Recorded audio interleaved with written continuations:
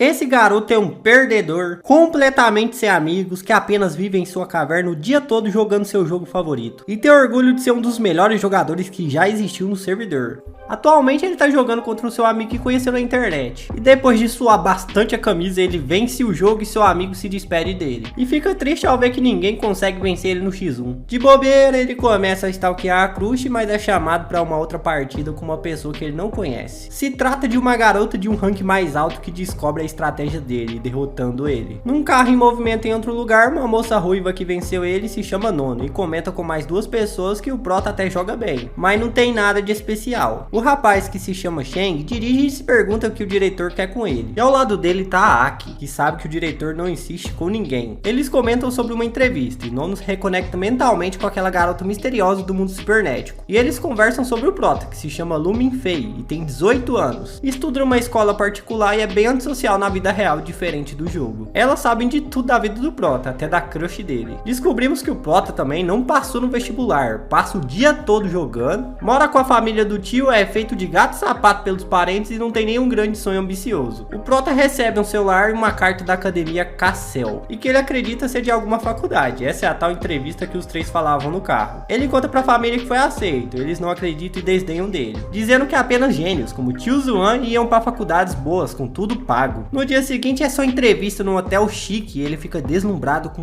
tanto luxo. E tem mais 5 pessoas que também farão entrevista, uma delas é a crush dele. Inclusive ele vai lá e tenta puxar um assunto, mas logo ela entra para ser entrevistada e sai bem rápido, sendo a vez do Prota. Assim que ele entra, os entrevistadores estão no mundo estranho, com olhos amarelos. Ele se assusta e quase cai, sendo aparado por um deles. Eles se apresentam formalmente e são aqueles dois do carro, Aki e Sheng. Aki começa com uma pergunta que deixa o Prota confuso, se ele acreditava em extraterrestres. Na noite anterior ele estudou muito e não tinha nada sobre isso. Ele resolve responder em inglês que sim, e ele acredita. O Sheng manda ele falar japonês, achando que ainda é uma entrevista comum. Ele desenvolve seus motivos de que o universo é bonito, vasto e grandioso, mas o Sheng reduz ao fato de que Minfei se sente sozinho no mundo. A segunda pergunta é se ele acredita em superpoderes, que ele diz que sim também, senão os animes seriam só uma mentira e só uma vida triste e lamentável. Mas de novo era só sua imaginação, e ele diz que acreditava sem motivo especial. A terceira pergunta é uma pergunta filosófica sobre matéria e espírito.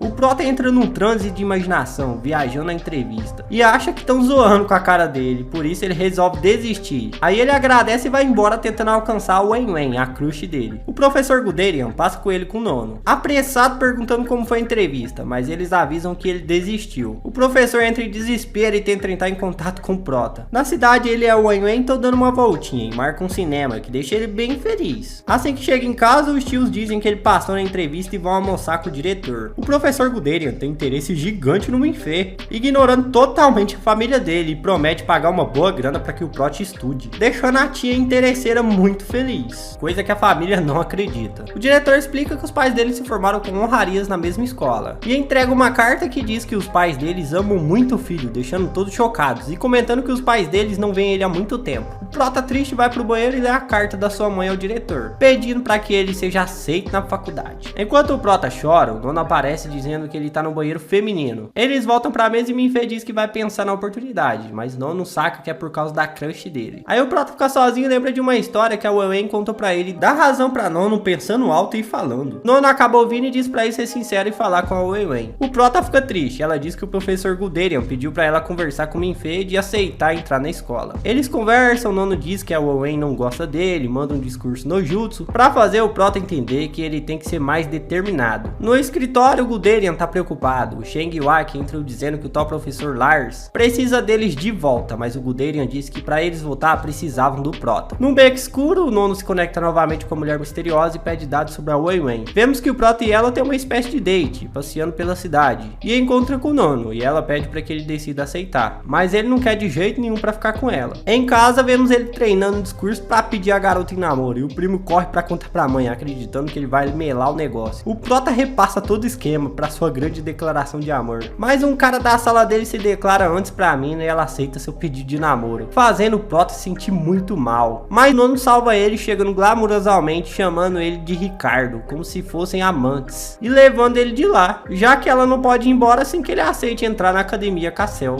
Vemos então a conversa que a Nono teve com a mulher misteriosa. Ela descobre que a Wen gosta desse cara, e que teria essa declaração de amor que ela provavelmente aceitaria. No carro eles ficam sem gasolina, e a Nono convence o Prota de aceitar. Descobrimos que a mulher misteriosa, que mais parece uma IA, se chama Norma, e autoriza o acesso do Prota. Numa estrada, um loirão chamado Ciazar recebe a informação. E jogando basquete, o tio Yuan também é informado. E Norma informa que Lumin Fei finalmente voltou. O Prota é mandado para uma estação do metrô, sem dinheiro e um cartão para pegar o metrô na estrada da linha CC, que ele não sabe que não existe. As pessoas pensam que ele é um mendigo, mas ele encontra com outro aluno da academia Cassel. Ele se chama Finger, que explica para ele como é o esquema do metrô. Eles esperam e o Prota dorme, sonhando de novo com aquele passado da guerra, e acorda com sinos e a luz gigante. Um garoto fala com ele, invoca chamas e faz ele acordar de verdade. O Prota e o Finger são chamados pro trem, que demorou porque agora Finger é Rank F. Ninguém liga, mas o operário se assusta porque o Minfei é Rank S como diretor e alguém deveria ter ido buscar ele mais cedo. O Prota usa o cartão e toda a estação fica dedicada para ele, com direito a trem expresso especial. E o professor Guderian surge para dar mais orientações, explicando que a faculdade dura 5 anos e que na verdade a academia Guderian serve para treinar pessoas que estudam, caçam e matam dragões há milênios. O garoto do sonho aparece chamando ele de irmão e explica pro Prota que eles estão no país dos dragões. O dragão negro imperial foi morto há milênios durante a primeira era. E o Prota acorda com o professor Guderian dizendo que ele desmaiou durante a explicação. E dá pra ele uma escama de dragão, dizendo ser uma arma. E explica que os dragões são difíceis de matar, porque se a alma deles fica viva, eles renascem. E mostram pra ele um filhote adormecido. Quando o Prota se aproxima, ele revive por um instante e torna a dormir. O Prota tenta reagir bem, mas ainda é complicado. Mesmo assim, ele é aceito na Cassel. O Guderian e o Minfei andam pela escola e são surpreendidos por outro tiroteio, uma guerra entre dois times. Um de vermelho e outro de preto. O Guderian é atingido e morre. O Prota tenta ajudar procurando um médico. Os vermelhos são liderados pelo presidente do Grêmio, César, o loirão do carro, e os pretos por Tio Zian. Um massacre acontece e os dois exércitos estão no chão, restando apenas o César e o Tio Zian decidirem numa habilidosa luta de espadas que mal dá pra acompanhar de tão rápida. Eles entram em construções e sobem correndo pelas paredes com suas espadas especiais. O Prota é surpreendido por Nono, que é baleada tentando proteger ele, morrendo na sua frente. O Prota se deixa levar pela garota interna, que chama ele de irmão. Possuído de raiva, mata a assassina da Nono, mata o César e atira no Tio Zian. Uma sirene toca e entra uma equipe de enfermeiros que injeta algo neles, e todos se levantam como se nada tivesse acontecido. Um carequinha aparece dizendo que essa guerra de faz de conta é muito cara, porque eles gastam com balas tranquilizantes de marcação. O Prota fica feliz porque a Nono não morreu, e o careca liga pro diretor pra cancelar. Mas ele acaba permitindo que a brincadeira aconteça no dia da liberdade, e ele aproveita a ligação pra falar com o Prota, parabenizando por ele ter derrotado os dois mais fortes. No escritório, o diretor e o professor Lars lembram de uma guerra antiga que eles perderam. Por isso a guerra de faz de conta é permitida, para que eles desenvolvam suas genialidades para lutar contra dragões. Também comentaram sobre a operação para não permitir que um dragão de bronze acorde. No dormitório, Fingir e o Prota vão dividir o quarto. Eles aproveitam para conhecer a nova escola, que é gigante. Nesse momento o Prota aprende que os feitiços precisam ser ditos em língua de dragões. Aí eles chegam na árvore do mundo, que é meio viva, meio morta, onde o corpo do dragão negro imperador é mantido preso. O professor Guderian chama o Prota para um teste com uma caixinha de música que imita sons do dragão negro imperador, que é capaz de usar os feitiços mais poderosos, mas a caixa de música não surte efeito nele, e a fofoca se espalha pela escola. O Guderian e o carequinha, que se chama Klein, buscam em documentos antigos os motivos de o Prota não ter reagido, já que ele tinha uma linhagem de sangue de dragão. Eles lembram que o dragão negro imperador e o dragão branco imperador lutaram. O dragão negro derrotou o dragão branco, mas se existir a possibilidade da alma do dragão branco estar viva, isso faz o Prota um espécime raro que deveria ser objeto de pesquisa. Mas o Guderian acha melhor não relatar isso, e o Klein concorda. O Prota chega atrasado para a prova e tá escrito nela Ricardo, escrito pela Nono, e ele aceita o apelido. A prova parece estar em branco, mesmo assim diz que eles não podem colar. Mas o Finger contou para ele que ele precisa usar a visão espiritual para responder as perguntas. Uma frequência iniciada com ruídos esquisitos. E mesmo o Prota achando que suas respostas escondidas estavam certas, ele vê os outros competidores pirando em transes bizarros. Apenas ele e uma garota seguem tranquilos. Do lado de fora, Nono relembra sua primeira visão espiritual com sua mãe morta. Quase terminando a prova, o Prota vê a garota que chamava ele de irmão, e ela se apresenta como Lu Minze, o mesmo nome do primo dele. Ela explica que dependendo das emoções dele, eles podem se concentrar nesse mundo espiritual que ele deveria controlar. Minze diz que fica triste por Minfei, por ele não saber quem é, mas ele vê algumas visões aleatórias do nada, e ele acorda com o nono dizendo que ele dormiu durante o teste, mas que respondeu com 9 respostas, mas que deveria ser apenas 8, sendo admitido na escola. Abaixo do mar, o Shang e o Aki fazem sua missão numa cidade submersa. O Shang invoca várias serpentes que fazem a varredura do local. Eles são interrompidos por um terremoto marinho e eles desaparecem no redemoinho, deixando o professor Lars preocupado. Com o poder da serpente, Shang consegue relatar que encontraram um palácio do dragão de bronze. O professor Lars relata ao diretor e pede permissão para usar a chave, que descobrimos ser um bebê com sangue puro de dragão, que é cuidada pela mãe adotiva da Nono. O tal dragão de bronze é filho da segunda geração direto do dragão negro imperador, o que significa que ele é muito poderoso. Com o bebê bem acomodado, Lars entra na água para impedir ele e encontra o Shang e a Aki, trazendo novos cabos para retornarem.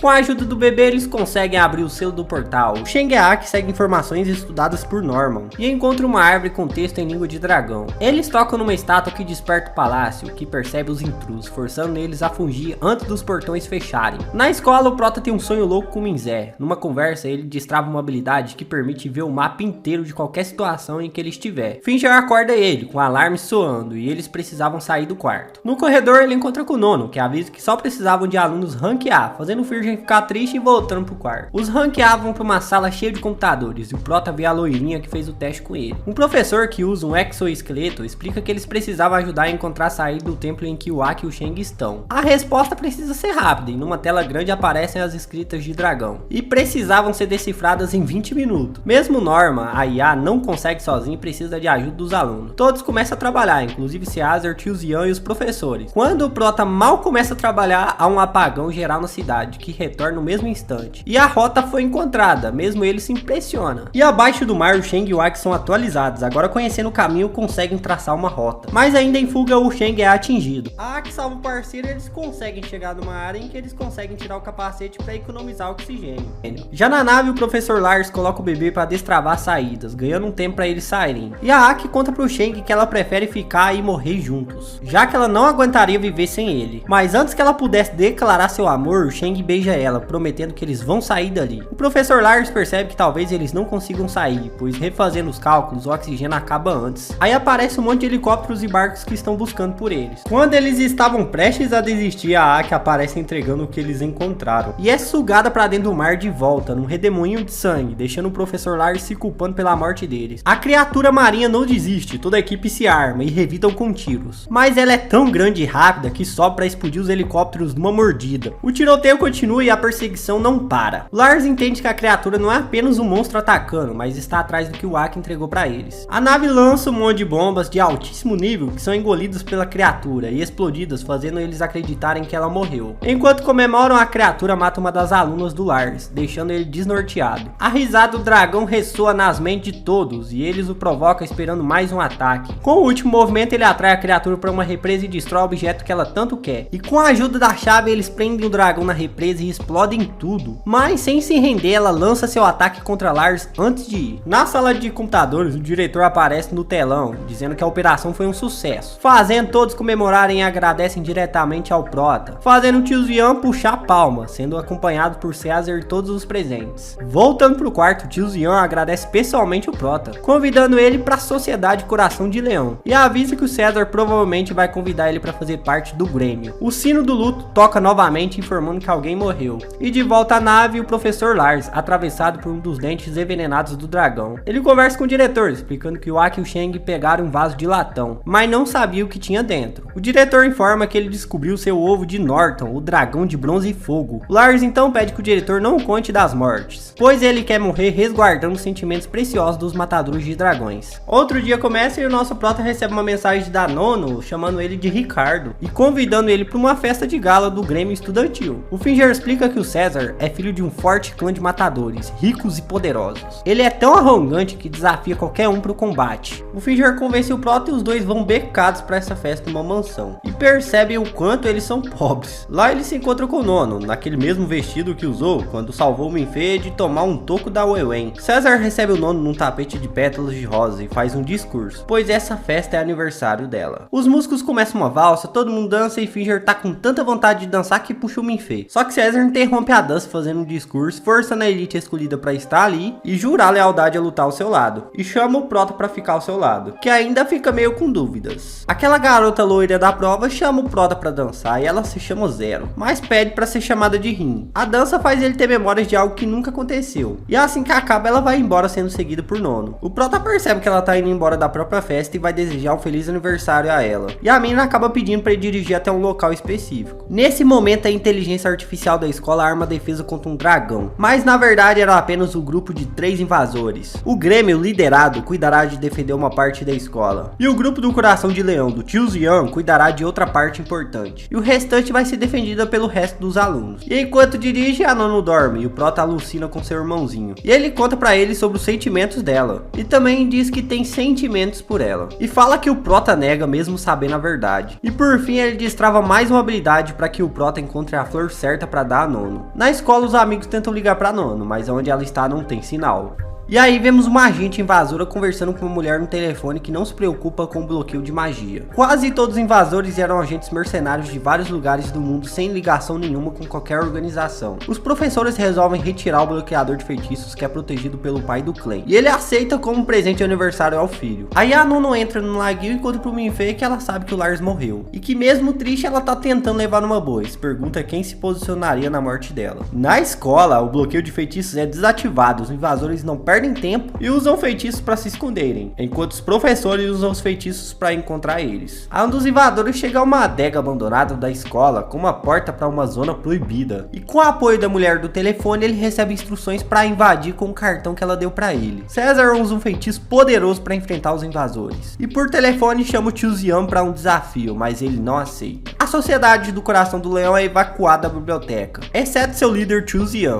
E os invasores entram na mansão de César para roubar algo acreditando que estão invisíveis. Mas o loirão tá esperando eles com um sorriso no rosto. O pequeno exército de César ameaça atirar contra os invasores que também se preparam. Mas os dois líderes resolvem conversar. A líder dos invasores se apresenta como Mai e diz que é a irmã mais velha da Aki que estão ali para pegar de volta a urna do dragão. Aí conversa vai, conversa vem e combinam de começar a lutar quando a música acabar. No entanto, a Mai sabia que a versão que ela colocou terminava 10 segundos antes. E por acaso o César desligou as luzes. Ambos tinham cartas na manga, sobra apenas a Mai e o César. As luzes se apagam num breu total e o César é mais forte e consegue ver todos os movimentos dela, mas antes que ele pudesse atacar, ela desaparece. E de volta à biblioteca, uma garota sozinha e desarmada invade para lutar contra o Tio Zian, que inicia a luta com um feitiço que acaba explodindo a biblioteca inteira. E para demonstrar poder, a garota usa o mesmo feitiço. E já na área proibida, o invasor encontra Eva, uma inteligência artificial que auxilia a Norma. E por causa do cartão, ele tem acesso a utilizar SA e pergunta como encontrar a Zona School, onde tem os maiores segredos da escola. E seguindo o caminho indicado, ele segue por baixo d'água até uma porta. E mesmo com um mau pressentimento, ele consegue abrir a porta. De volta ao laguinho, a Nono segue e conversa com o Prota. E diz que a Rin tem interesse nele, revela sua verdadeira intenção, que o Minfei entre em contato com o Grêmio estudantil. O Prota fica dividido e bem bravo ao saber que isso tudo não passava de uma armadilha de sedução, mas parte dele quer estar perto da Nono. Mas ela explica que não foi um pedido dele, que realmente gostaria de estar perto dele. E como presente de aniversário, usa sua habilidade recentemente destravada, com música e fogos de artifício, e ele aceita se juntar ao Grêmio. Enquanto isso, o invasor consegue chegar no laboratório, o diretor e os cientistas vão dissecar a urna de bronze. Eles analisam e descobrem ser um ovo de dragão perdido desde a morte de Cristo. Eles percebem que tem algo errado e evacuam o lugar. O invasor aproveita para ter acesso ao ovo e passa a ter alucinações com o Minzé igual o Prota. E aí acaba que ele desiste da missão. Só que um homem misterioso com acesso ao ovo desperta o dragão de bronze. E voltando para a luta do César e a Mai, ambos são habilidosos. Ela usa um ninjutsu para atacar ele e ataca com muita velocidade, mas ele consegue defender. Depois ela usa clones para atacar ele e ele consegue desviar 2 vezes. Aí ela, sabendo que não ia conseguir vencer ele num duelo de espadas, aponta uma arma e tá prestes a atirar, mas quando ia atirar, uma explosão interrompe eles. Os dois investigam o que aconteceu e percebem que não era uma criatura viva que causou a explosão. A Nono e o Minfei retornaram para a escola sem ter nem a mínima ideia do que tá acontecendo. Quando o celular tem sinal, ela recebe uma mensagem do César informando o ataque, mas ela não se preocupa tanto e acredita acredita no Caesar e o tio Xian. O tio Xian ainda tá lutando com a mulher e ambos são extremamente habilidosos. Estão lutando em cima de prédios, correndo pelas paredes e saltando nos telhados. Os professores analisam a luta pelo telão e notam que as habilidades da garota são melhores que a do tio Xian, e talvez ela só tá pretendendo atrasar ele. Enquanto isso, o invasor que desistiu da missão foge de moto, quase sendo impedido pelos alunos que atiram nele. E finalmente ele é parado quando o Prota atropela ele sem querer. Nesse momento descobrimos que o invasor é o Long Tang, o amigo do Prota, aquele com quem ele jogava os jogos online. O Prota então resolve ajudar ele, fingindo ser um refém e levando a Nono junto. Eles são surpreendidos por uma criança em chamas, e em nível de ameaça, essa criança é considerada um dragão e é recebida a balas, todo tipo de armamento pesado. A criança usa o mesmo feitiço raro de explosões, parando a briga da garota com o tio Xian. Ele pergunta se era parte do plano deles, e ela diz que não e vai embora. Aí por telefone o pai do clã conta pra ele que essa criança em chamas se trata de um dos 4 Lords, um dragão de primeira geração. Essa criança é o dragão de bronze e fogo. Vendo a situação, Mia liga pra uma mulher misteriosa e relata o acontecido. E ela reconhece a criança como Constantine e entra em desespero. Distante da luta, o Long Tang conta pro Prota que ele é um caçador de criaturas mitológicas e que foi contratado para buscar o ovo de dragão trazido pra escola. O Finger aparece do nada assustando o Prota, que faz Constantine perceber a movimentação dele. E ignorando os tiros, Constantine vai até os 4 que fogem correndo, encontrando a Mina e o Caesar. O Caesar manda eles numa missão de proteção ao Minfei, e Mia descobre que as balas reais não parariam o garoto e seria necessário tranquilizantes. Aí novamente eles alucinam com Constantine se aproximando. Finger então sugerem de mergulharem na piscina, já que o fogo é fraco contra a água. Aí o Prota se pega numa ilusão, acreditando ser trabalho de Luminzé. Ele resolve seguir para uma ilha e buscar o irmão, mas encontra com Constantine. Constantine acredita que Minfei é seu irmão e tenta atacar ele. O Prota reconhece que o lugar de seus sonhos se trata do Palácio do Dragão de Bronze. O Minzé aparece atacando Constantine e joga ele pra longe, e os dois fogem, fazendo o Prota voltar pra realidade. Mas não consegue encontrar o Finger nem o Long, e sim o diretor. Os dois vão pro alto de uma torre e veem que o Constantine resiste aos ataques dos alunos. E pra derrotá-lo, o diretor dá ao Prota uma bala feita de pedra filosofal, dizendo ser a única coisa que mataria um dragão imperador, mas que deve ser atirado no seu terceiro olho, na testa. O diretor vai usar um feitiço de parar no tempo, e devido ao Prota ser rank S, vai ser o único que vai poder se mover. Long e Finger fugiram quando a criança se aproximou e conseguiram ver Constantine se tornando um dragão de fato. Todos se surpreendem com isso e afastam, e o diretor aparece para enfrentar ele cara a cara, liberando seu feitiço para desacelerar o tempo, no momento que o dragão lança uma baforada. Com o apoio de Minzé, o Prota consegue acertar o tiro justamente quando o efeito do feitiço acaba. O diretor ordena que todos atirem com seus tranquilizantes. O dragão voa até Long, mas em vez de atacá-lo é para protegê-lo, pois ele reconhece ele como irmão. O Long corre para longe sendo alvejado com memórias de um passado distante, finalmente se lembra. Realmente Constantine era seu irmão mais novo, e ele na verdade é Norton e libera sua verdadeira forma. Aí vemos uma conversa entre o diretor e o pai do clã, sobre o Long ser o Norton. Na verdade é que ele viu seu irmão ser assassinado. O diretor anuncia que não pretende apenas selar os dragões, mas destruir eles de vez. Aí o pai do clã soube que os dragões imperiais fazem urnas para manter seus genes e memórias, e eles só podem ser mortos em suas formas dracônicas. Por isso eles sempre ressuscitam, então devem ser eliminados antes de criarem essas urnas. O Prota recebe seus credenciais pro Grêmio Estudantil, e o diretor pede pro Caesar montar uma equipe que inclui o Minfei. O Caesar convoca uma reunião com o Prota e avisa que ele vai na reunião, mas de imediato ele recusa. Rin também vai nessa missão e tenta convencer ele a ir, mas o Prota é bem teimoso. Finalmente a Nona aparece dando a escolha pra ele, que informa que teme ser considerado um peso morto durante a missão, mas Caesar acredita que ele vai ser extremamente útil. Em 2 meses, o Prota passa por uma série de treinamento com vários alunos, um treino intenso que envolve habilidades físicas e mentais, e mesmo preparado ele ainda tem dúvidas, mas recebe o apoio de Finger, que apoiaria à distância. Em outro lugar, o Long, que agora é o Norton, invoca Samson, um dragão marinho. A operação começa, a Nona e o Prota são escalados para mergulhar. Eles levam no frasco o sangue do bebê, que vai ser a chave, e liberam a entrada de um templo submerso. Lá dentro, com a ajuda de Norma, percebem que Norton, o Imperador Dragão, retornou para casa. O lugar parece um templo abandonado, como se fizessem sacrifícios para os dragões. Estátuas esquisitas assustam o Prota. Eles lançam um reagente na água que dá o caminho para ele seguir sem que os dragões percebam. Aí de repente as estátuas começam a se mexer,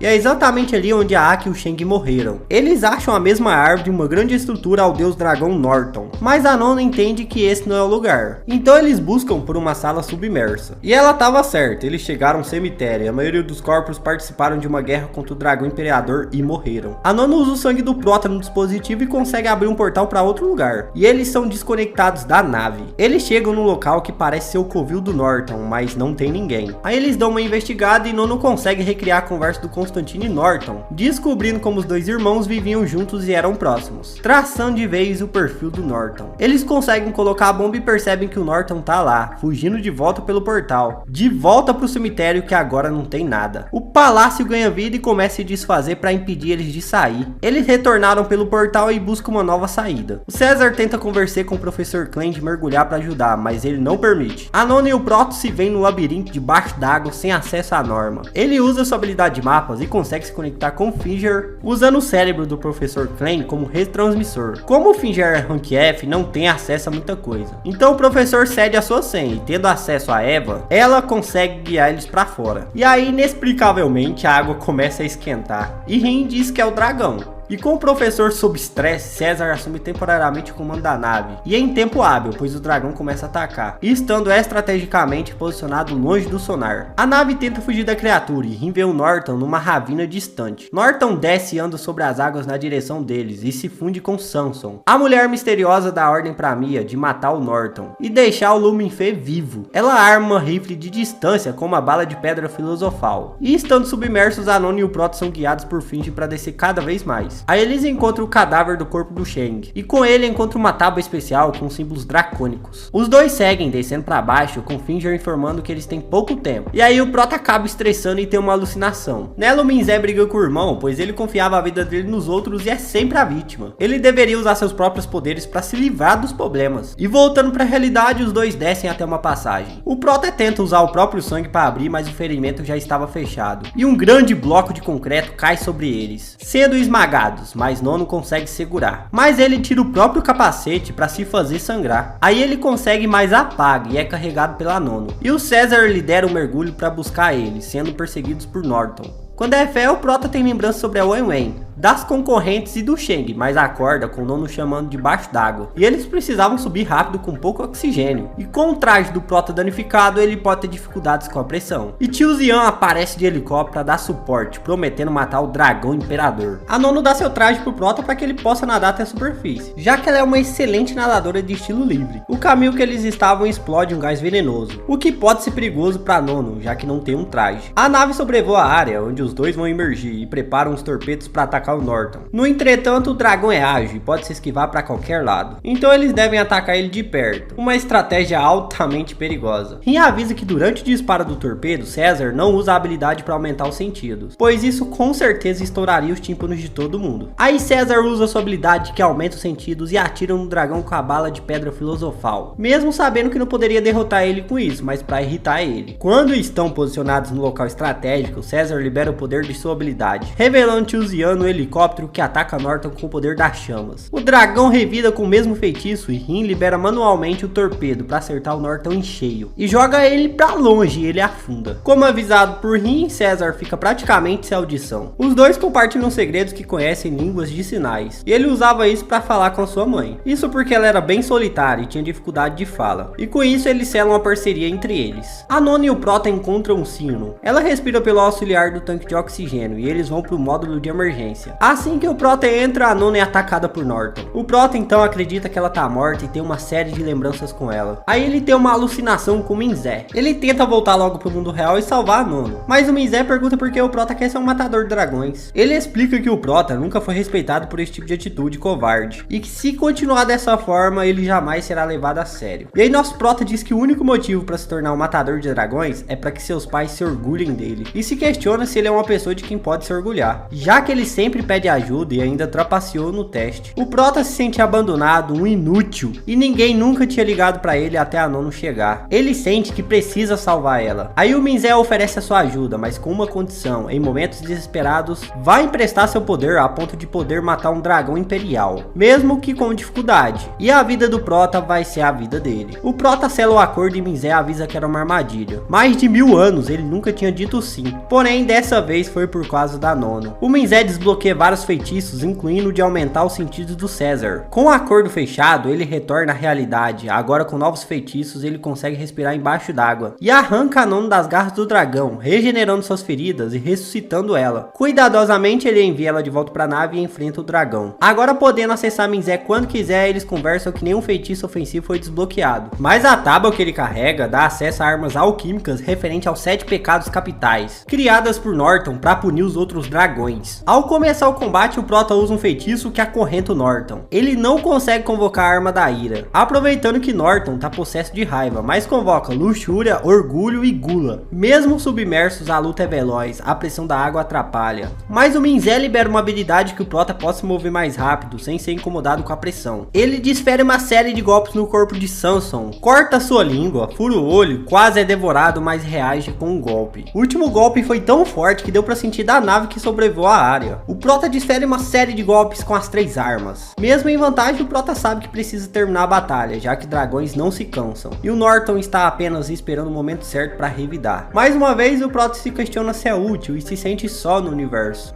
Minzé avisa que se ele desistir da vida pode matar e assumir seu corpo. E informa que para finalizar o combate seria necessário acertar o Norton, a parte humana, não a Samson, que é a parte dracônica. O Prota usa o feitiço de César para aumentar os sentidos e encontra o Norton, atacando ele diretamente. De frente um pro outro, o Prota percebe que Norton é na verdade seu amigo Lão. Norton aproveita esse momento de fraqueza e enforca ele, mas o Prota com dificuldade toma a espada da luxúria e perfura ele pelas costas. Nesse mesmo momento, o Prota tem lembrança dos seus momentos com Lão, jogando seus jogos online, as conversas por vídeo, as vezes que ele ligou pra ele, encorajando ele de seguir firme e forte. Eram bons amigos e o Norton afundando segue engolido pela escuridão. E o nosso Prota subindo para a superfície. A Nono se recupera sendo tratada por um médico. No impulso, o César demonstra o quanto estava preocupado com sua noiva. O Prota fica boiando à deriva, sofrendo o luto de Lão e é salvo por Rin. De longe a minha vê que o Norton não foi morto, exceto pela espada da ira. Por isso ela usa uma bala especial em sua arma, atirando contra o dragão e matando ele de vez. Com a missão concluída, o diretor conversa com o Prota, parabenizando ele por bom desempenho. Mas ele ainda vai precisar fazer uma redação para completar as notas. O Prota pergunta por que os dragões assumem formas humanas, e o diretor responde que é para andar entre nós sem chamar atenção. Lão sempre foi um dragão, mas tinha perdido as memórias depois da sua última morte e renasceu como Lão vivendo no orfanato. E entrar em contato com Constantine reativou as suas memórias, e por isso a escola mantém o segredo dos dragões, para não causar o caos na sociedade atual. Por último, o diretor entrega uma carta ao Prota. Essa carta é da sua mãe, parabenizando ele pelas notas e pela missão. Ela diz que gostaria de estar com ele, mas não pode estar lá. E tem certeza que quando ele se formar, os pais deles estarão lá. E diz que o ama sempre. O Prota chora muito saber que sua mãe se orgulha dele. E no dormitório ele fica bolado com o que o Finger escreveu sobre ele no blog da escola. Enquanto discutem, eles descobrem que César e tio Zian se mudaram pro dormitório do lado. A Nono vai visitar ele e agradece, porque ela sente que algo aconteceu. E que o Prota de alguma forma salvou ela. Eles reafirmaram sua promessa de um proteger o outro. Aí nosso Prota recebe um celular como no início, mas dessa vez é um presente de Minzé. A comunicação deles agora será feita por mensagem. O diretor checa as respostas da prova do Minfei e percebe um desenho do Minzé, reconhecendo ele, mas queima a prova. E o nosso Prota corre feliz pela escola, parando de frente com a árvore de 2 metades. E aí, curtiu o vídeo? Quer uma segunda temporada assim que lançar? Então já deixa seu like, se inscreve no canal e comenta aqui embaixo quer a temporada 2. E aproveita para conferir mais resumos aqui no canal, garanto que você vai curtir, é só clicar no vídeo que tá aparecendo aí na tela.